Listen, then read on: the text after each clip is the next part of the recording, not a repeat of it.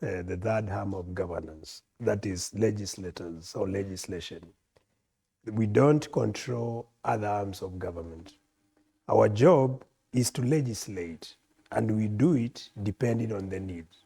For example, when the county government asks for more revenue, senators craft a bill on revenue sharing bill.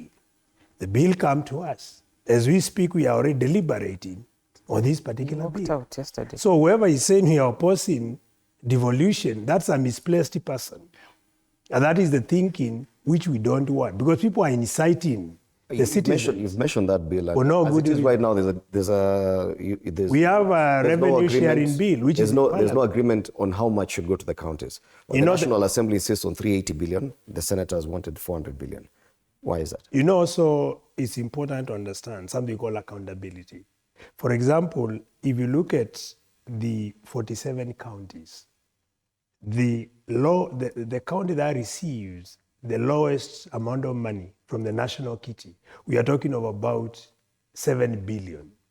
If you have 7 billion, and let's say you have 6 constituencies, 7 billion, assume recurrent expenditure will go about even 2 billion on the other side. You are left with 5 billion.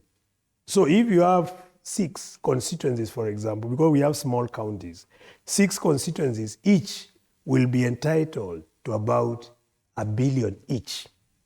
If you go to the constituency, because that money is supposed to go even to the ward level, if our constituency or a county is 6 constituencies, we are taking, let's say, assume one constituency is about 5 wards. That's 30 wards. So 30 wards divided by 6 billion.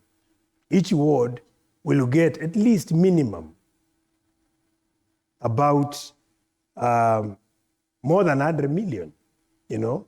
100 million in principle per ward is a lot of money.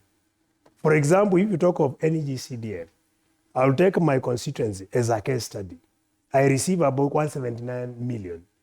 79 million goes to bursaries. I'm left with 100 million.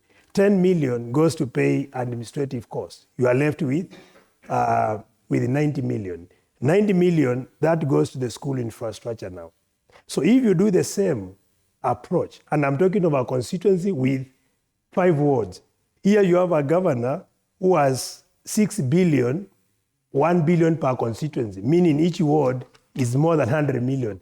But when you go in practice, you don't see that amount of money. And it's interesting. And that is a kind of